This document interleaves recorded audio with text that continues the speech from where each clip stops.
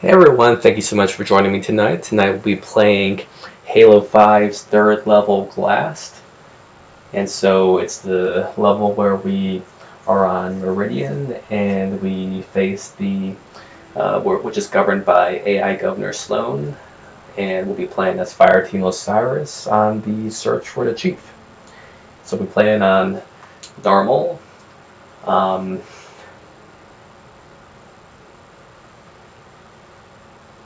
Certainly heroic and legendary have their place as well, but given that we'll be focusing more on commentary and analysis of the level, normal is enough where it's, not easy like easy, but, it's still something. Captain, she is a danger.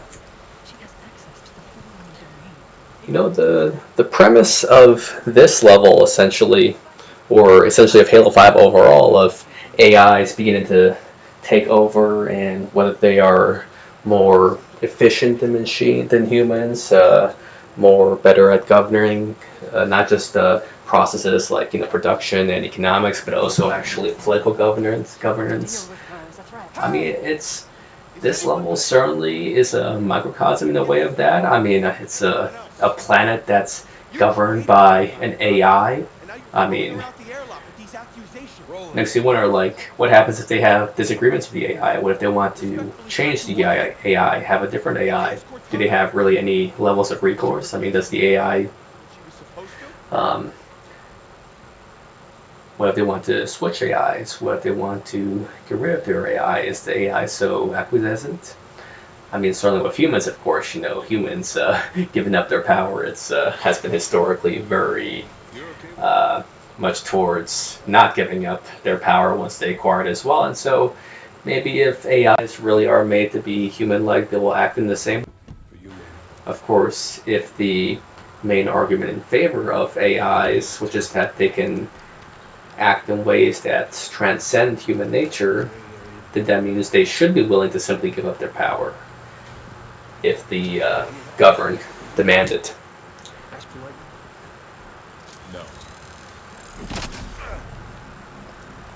Certainly Halo 5 is changing this up a little bit. It's circa Halo 2 by not having us play as only the Chief, but also introducing a new set of main characters.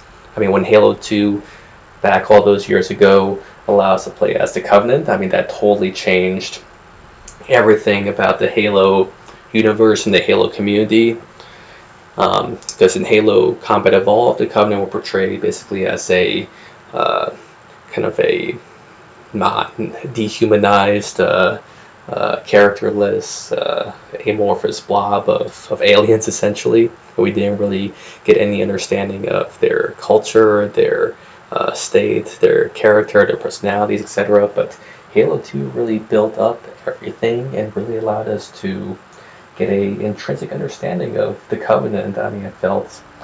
Who could have played Halo 2 and not really felt a deep understanding of how the Covenant were structured, their political debates, the personalities of people involved, while in Halo Combat Evolved just kind of destroyed them. But of course, playing as Fireteam Osiris is quite different than playing as the Covenant. This is still UNSC, it's still Spartans, it's still human technology and social structures and weapons. Certainly since Halo 2, everyone's been clamoring for a return of that kind of style where we get to play as the Covenant. And I think we very may play as the Covenant in the future again. I think 343 certainly wants to find ways to continue the games for as long as they can. And, Halo 6 and 7 beyond the main games, we could very well see say a Covenant Civil War game. It's very, very possible. And This is Governor Sloan. yeah, with this part, I always felt like, if he's such a brilliant AI, then how come we were just able to sneak onto his elevator so willy-nilly? He says it's his elevator, so I assume he has some kind of control over it. But plot holes, there's always going to be something.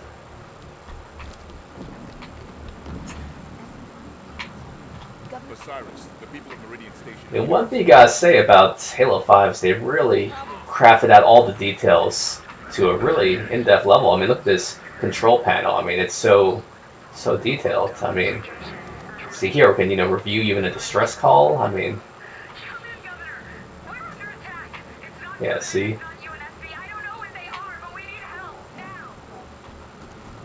Meridian Control, we need you to open the doors to the space elevator. But it's overrun! Open the doors so we can help. Damn it, Kyle! Do it! Fine! I mean, on the point of being a play in the future as another faction, I mean, I certainly think the Covenant is almost certain to come out as a playable faction again in the future.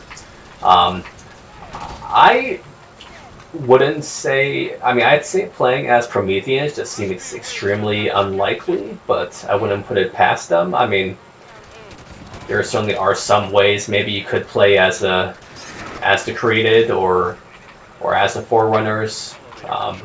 Maybe a game of the original Forerunner Flood War. I mean, that seems a little bit more reasonable. I mean, playing as a Promethean seems a little bit absurd. I mean, they're just robots essentially, even with human characteristics.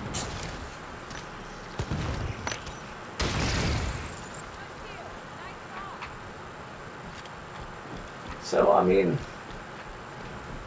I think it's good that at least Halo's been able to continue on the games in all these different ways.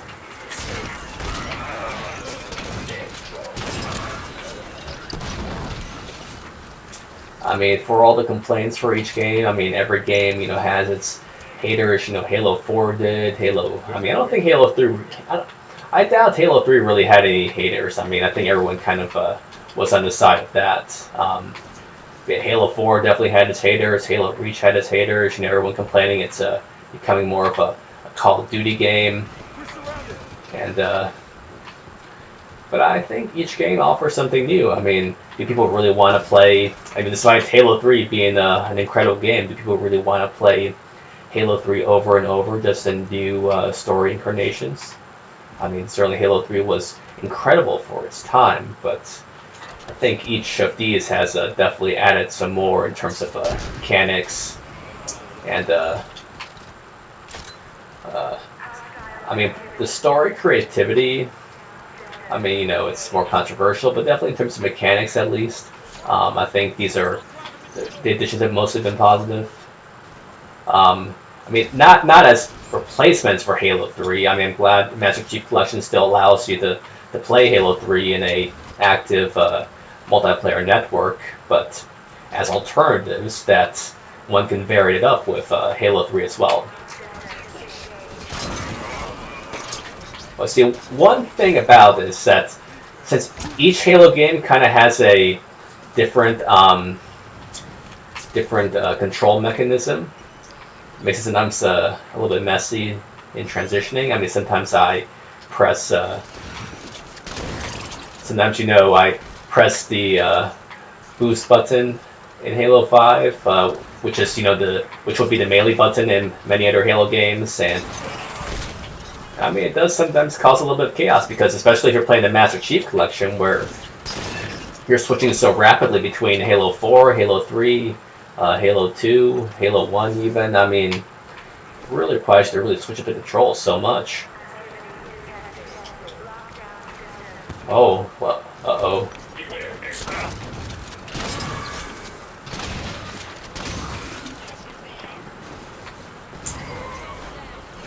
I mean, I will be curious to see how future Halo games are able to continue creatively adding new elements to Halo. I think that remains one of the most uncertain points right now. I mean, certainly Halo's cliff climbing ability is one thing that saves a lot of hassle that otherwise would be quite annoying. There's that Knight Commander.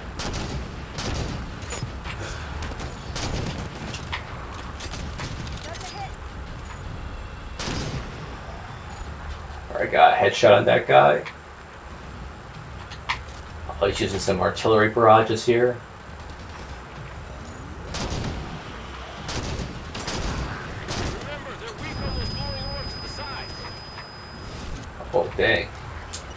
Just gotta be careful about the incinerator cannon. I mean, that's one thing I'm not a big fan of Halo 5 for. I mean, it's because it's so random.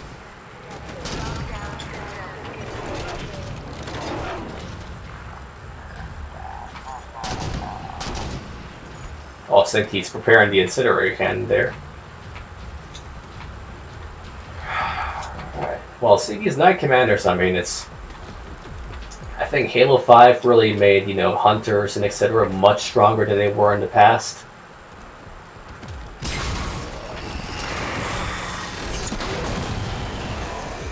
Oh, well, we just slaughtered him, you know, pretty straightforward there. Also took his incinerator cannon. I mean, incinerator cannons, you know, were, see, how can we just, so how are we gonna...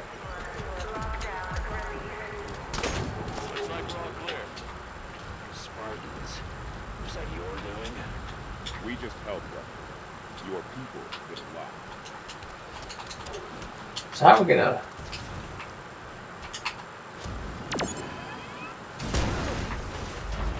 this old one. Gates are open. Maybe it might have been a little bit easier, you know,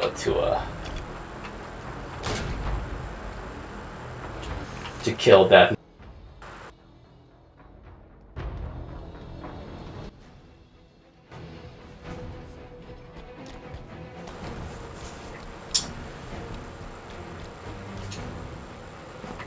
Right, now we're getting to the vehicles. Perfect. I mean, I think the Halo 5 Warthog is really a very well-designed Warthog mechanically. I mean, it just, you know, feels very gritty. I mean, you really feel the Warthog, if you get what I mean. And plus, of course, the in-drive and sweet switching is a little bit absurd. I mean, and, you know, in real life, you know, it's like freaking... I mean, even James Bond, you know, would not be too big of a fan of doing that, but... Damn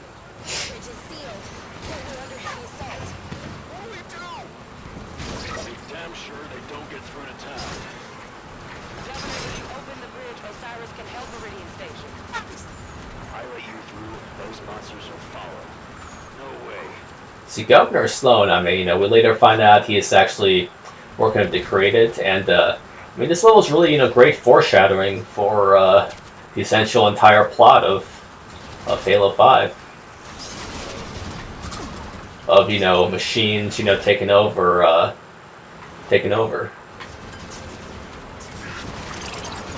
I mean, as for our real-world society, I mean, artificial intelligence is currently in rapid development. I mean, we're rapidly seeing simply both on the hardware side and the software side, artificial intelligence rapidly increasing in its potential. We're rapidly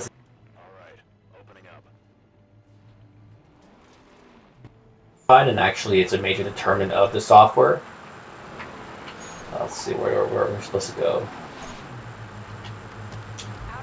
Because I mean the hardware has to be able to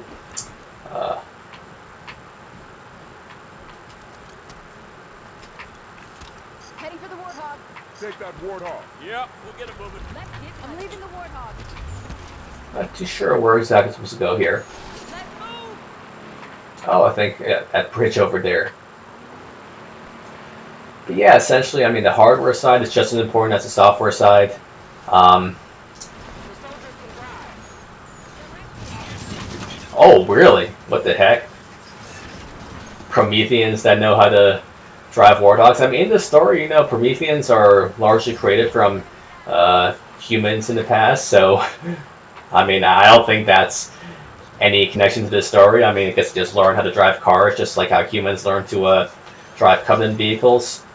But Why do they have a tank? Give to us, Isvale. But yeah, back to AI stuff. I mean, the hardware's important. We see chips now rapidly becoming more capable of extensive processing, much smaller. I mean, you know, every day NVIDIA or whatnot, you know, releasing new high-powered chips that, both on the GPU and CPU side, are really impressive for their processing abilities. And I mean, that's really once that foundation is laid, I mean, then you can focus on the programming and basically create. I mean, data science essentially.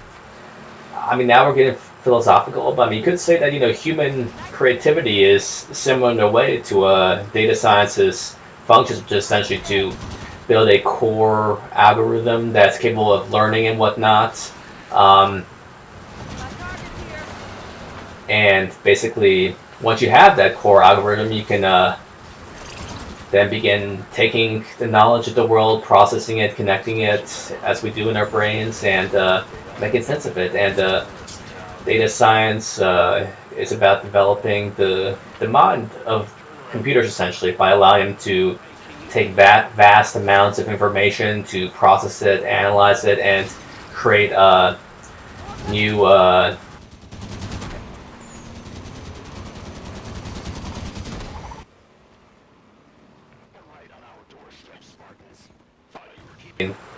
we're seeing, Osiris, clear the area so they can all these major companies taking simply a wealth of data and utilizing it in every which way, and they're beginning to use it for predictive abilities, which is certainly I mean, it's still a human-driven approach. I mean, it's not like, an AI is doing it, but it's still the basis kind of in a way, because it can predict based off of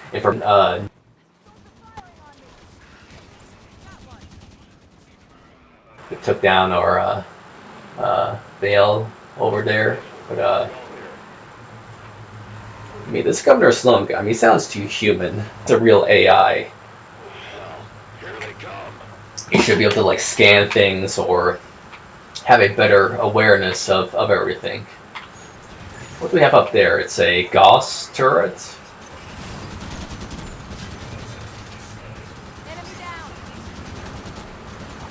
You really gotta love I mean, it's certainly a new aspect. I mean, in Halo, Halo Reach, you had your team as well, which were invincible, but Halo 5, the team, I think it's much more intelligent, which, I mean, the whole point of AI in, like, video games as well, I mean, that's always been one of the kind of, like, quote-unquote forefronts of AI, where, I think a lot of this testing has been done initially, and, I mean, we see game AIs have, dramatically increased in their intelligence and effectiveness. Oh. Yeah, see, I mean, these knights with their incinerator cannons, I mean...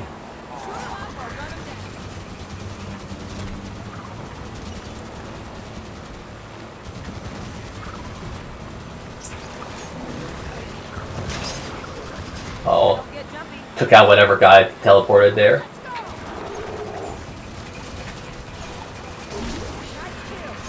Right, I think it was a combination of shooting him as well as running over him. We really gotta say, it's a really nice, I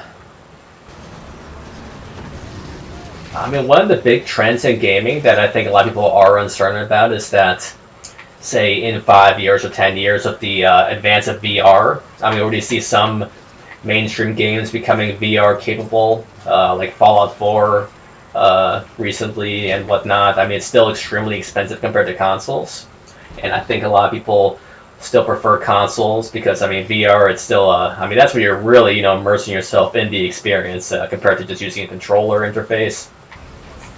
But I think, in the future, I mean, we might really see VR just totally advance. I mean, it's separate from AI itself, but I think it's really I think the main determinant for VR is the hardware, not the software. I mean, something you need to have. It's so much processing power for it, and oh jeez, what's going on there?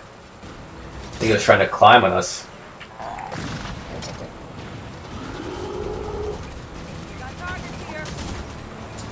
Yeah, that's not good.